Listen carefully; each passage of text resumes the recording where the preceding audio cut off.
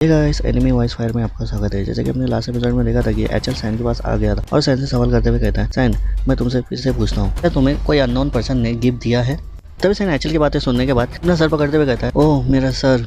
तभी एचएल भी सैन को ऐसा करता हुआ देखे थोड़ा उसी को देख रहा होता है। तभी एलिस भी चिल्लाते हुए सैन को संभालते हुए कहती है, सैन तुम ठीक तो हो? तभी सैन अपने सर पे हाथ रखते हुए फील करता है, मुझे लगता है मैं अभी भी पूरी तरह से रिकवर नहीं हुआ हूँ। तभी एलिस सैन को संभालते हुए एचएल को बताते हुए कहती है, सैन का घाव बहुत गहरा हो गया था और उसका बहुत सारा ब्लड बह चुका था। तभी सैन और एक्टिंग करते हुए कहता है, ओह बहुत चक्कर आ रही है मुझे। तभी एलिस भी इसमें साथ देते हुए एचएल से कहती है, डॉक्टर ने कहा था कि उसे आराम करने के लिए। तभी एलिस सैन से कहती है, बस सैन अब लेट जाओ, अब तुम्हें आराम करना चाहिए। तभी सैन कहता है, हाँ सिस्टर। तभी एचएल भी वहाँ से जाते हुए कहता है, हाँ थोड़ा आराम कर लो और मैं भी यहाँ से जा रहा हूँ। फिर सैन एचएल को रुकाते हुए कहता है, मुझे कुछ भी याद नहीं कि मैंने किसी से कुछ लिया हो। फिर कहता है, और अगर कोई मेरे पास आता तो उस जगह पर वो मोशोर के हाथों मारा जाता। तभी एचएल भी मुस्कुराते हुए सैन से कहता है, थैंक्स मुझे आंसर देने के लिए। फिर एचएल अपने मन में सोचते हुए कहता है, सचमुच ऐसा पर्सन तो मोशोर के हाथों मारा जाता। एचएल अपने मन में सोचते हुए कहता है, ये वाकई अच्छी खबर है कि मुझे किसी को मारना नहीं पड़ा। फिर कहता है, लेकिन ये फिर भी शर्म की बात है, मुझे उम्मीद थी कि बैंगर पार्टी में तुम्हें खत्म कर दूंगा करके। San word. तभी एलिस भी सैन को ऐसा एचएल को देखता हुआ करके थोड़ी नर्वस होते हुए सैन को कहती है, सैन। तभी सैन भी थोड़ा जल्दी से शॉक होते हुए कहता है, यस सिस्टर क्या हुआ? तभी एलिस गुस्से से सैन के गर्दन पे मारते हुए उसको बेहोश करते हुए कहती है, मैंने कहा ना तुम लेट जाओ और अपनी सिस्टर की बात सुनो। तभी यहाँ से सीन चेंज हो गया, हमें दिखाया जाता है एक मैट को जो कि किसी से घबराते हुए भाग रही होती है और उसकी बॉडी में स्वॉर्ड लगने की वजह से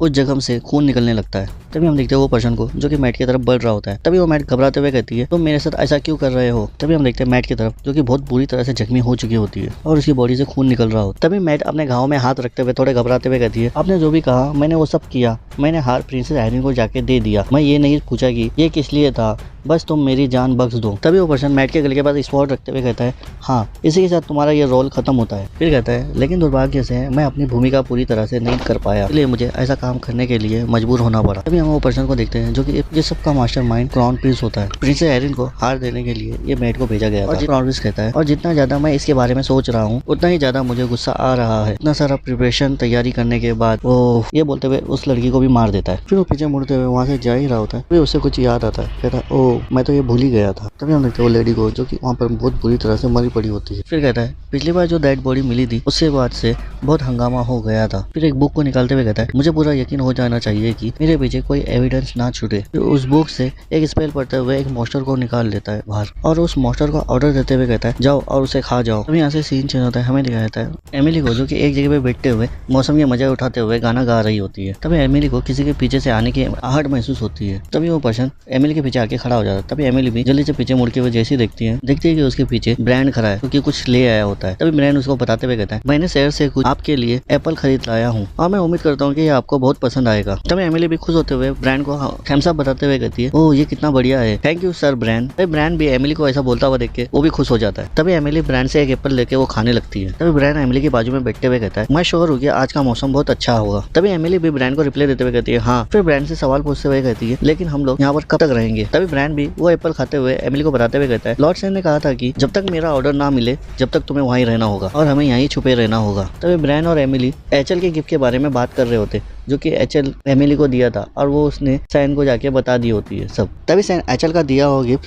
अपने हाथ में लेते हुए एमिली से पूछते हुए कहता है, क्या ये एचएल की तरफ से आया है? तभी एमिली भी बताते हुए कहती है, हाँ, और लॉर्ड एचएल ने ये भी कहा था कि आप बैंगर पार्टी में सोशल इवेंट में फर्स्ट टाइम आप अटेंड होने वाले हो, इसलिए आप गुड लक के तौर पर आपको ये गिफ्ट देने के लिए कहा था। तभी हम सैन को देखते हैं जो कि गुस्से से उस चीज को अपने पावर से जलाते हुए कहता है, ये कितना जटिल और पेचीदा है। तभी हम देखते हैं एमिली को जो कि उस तोहफे को जलता हुआ देख के चिल्लाते हुए कहती, अरे नहीं वो गिफ्ट। तभी सैन एमिली से कहता है, एमिली ध्यान से मेरी बात सुनना। तभी एमिली को देखते हैं जो कि सैन को ऐसा बोलता हुआ देख के सैन की तरफ ही देखने लगती है। तभी सैन कहता है, आपसे ना ही तुम इंपेरियल सिटी और ना ही व्हाइट हाउस तुम्हारे लिए सेफ रहेगा। फिर कहता है, इसलिए जब तक मैं तुम्हें ऑर्डर ना दूं जब तक तुम यहाँ पर छुपे रहना। ब्रांड को बुलाते हुए कहता है, ब्रांड। तभी मिलते हैं ब्रांड को जो कि सैन की आवाज सुनते ही बोलता है, यस माय लॉर्ड। तभी सैन ब्रांड से कहता है, ब्रांड मैं कुछ समय के लिए थोड़ा बिजी रहने वाला हूँ, इसलिए मैं चाहता हूँ कि तुम एमिली को प्रोटेक्ट करना। तभी ब्रांड भी कहता है, ये चीज मुझ पर छोड़ दो। सैन नाना के सर पे हाथ हुए कहता है, और नाना का भी ध्यान रखना। नाना के सर पे हाथ फिराते हुए हंसते हुए कहता है, नाना हमें अब कुछ समय के लिए थोड़ा अलग रहना होगा, लेकिन तुम रोना मत। तभी ब्रांड अपने मन में सोचते हुए कहता है, मैंने लॉर्ड सैन को ऐसा मुस्कुराते हुए कभी नहीं देखा। फिर अपने मन में सोचते हुए कहता है, मुझे इस बार उनके लिए कुछ काम आना चाहिए, चाहे कुछ भी हो जाए। तभी एमिली ब्रांड से पूछते हुए कहती,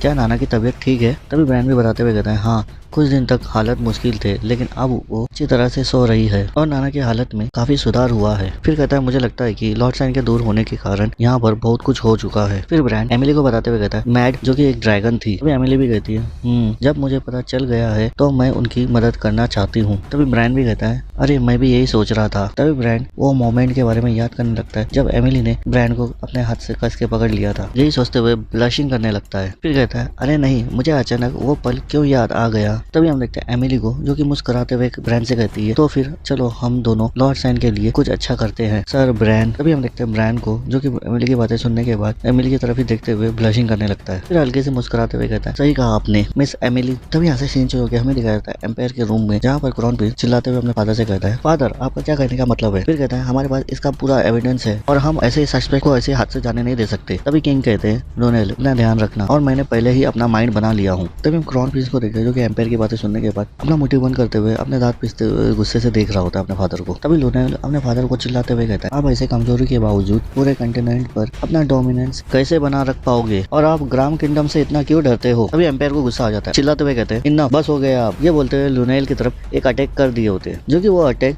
लोनेल के फेस से होते हुए पीछे की तरफ एक दीवार पे जाके टकराता है जो कि एकदम धमाका होता है। फिर एम्पायर कहते हैं कंटिनेंट को डोमिनेंस करना। क्राउन प्रिंस को बताते हुए कहते हैं एक महान लक्ष्य मेरे बेटे, लेकिन उसे एम्पायर का बॉर्डर केवल ग्राम किंगडम से होते हुए नहीं जाता है बल्कि डीमन वर्ल्ड, स्पेनिया और पुरीना से भी ये बॉर्डर लगता है। फिर कहते हैं अगर हम ग्राम किंगडम को भी एनिमी बना दे तो हम डीमन वर्ल्ड के आगे जो बॉर्डर होल्ड करके रखा गया है हम लोग वो चीज खो देंगे। यानी इंसान और डीमनों के बीच जो हमने बॉर्डर बनाया गया है उस बॉर्डर को तोड़ते हुए डीमन अंदर आने के बाद पूरे कंटिनेंट को खा जाएंगे। फिर कहते हैं भले ही हम इतने भाग्यशाली है कि हम पूरे कंटिनेंट को टेक ओवर कर सके यानी कि कब्जा कर सके, लेकिन इसकी कीमत अनगिनत लाशों के बराबर होगी। फिर क्राउन प्रिंस को गुस्से से देखते हुए कहते हैं जो आदमी ऐसा रास्ता चुनता है वो एम्पायर नहीं, वो तो एक मॉशर है। फिर क्राउन प्रिंस को चिल्लाते हुए कहते हैं क्या ये तुम्हें समझने में इतना डिफिकल्ट लग रहा है। तभी क्राउन प्रिंस भी अपने फादर से बताते हुए कहता है लेकिन फादर सस्पेक्ट के खिलाफ क्लियर एविडेंस है तो भी आप सस्पेक्ट को छोड़ रहे हो। तभी एम्पायर भी लोनेल की बातों को काटते हुए कहते हैं हमारा कहने का मतलब एरिस्टोन से है। तभी हम देखते हैं लोनेल को जो कि सुनते ही एकदम से शॉक हो गया होता है और अपने मन में सोचते हुए कहता है क्या ये फादर को कैसे पता चला। फिर डरते हुए अपने मन में सोचते हुए कहता है शाही मुलाकान अभी पूरा नहीं होना चाहिए। तभी एम्पायर लोनेल के चेहरे को देखते हुए कहते हैं तुम्हारे चेहरे के भाव ही सब कुछ बता रहे हैं लोनेल। फिर एम्पायर कहते हैं जब से तुम बच्चे थे तब से तुम्हें बेचैनी रहती थी तब तक तुम उस चीज को पा ना लो और वो चीज जो तुम वो चाहते हो। तभी हम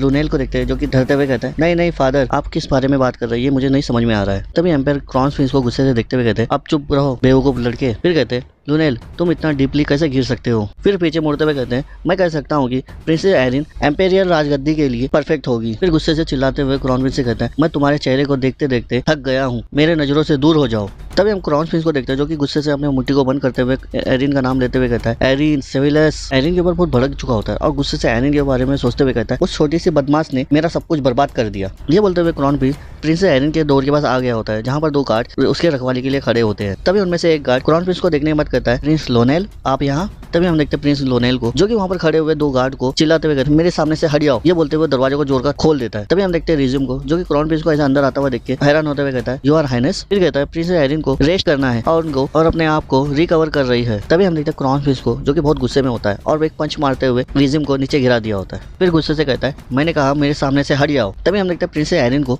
जो कि रिज्यूम को ऐसा नीचे गिरता हुआ देख के एकदम से शॉक हो गई होती है और क्राउन प्रिंस से सवाल करते हुए कहती है ब्रदर इसका क्या मतलब हुआ। तभी हम देखते हैं क्राउन प्रिंस को जो कि प्रिंसेस एरिन के सामने जो टेबल होता है उस पर हाथ रखते हुए कहता है मैं तुमसे बात करने आया हूँ। ये बोलते हुए की करके हंस रहा होता है। फिर कहता है मेरी छोटी प्यारी सिस्टर मैं तुमसे बात करने आया हूँ। तो गाइस ये बोलते के साथ ही ये एपिसोड खत्म होता है। मिलते हैं नेक्स्ट एपिसोड में, तब तक के लिए बाय।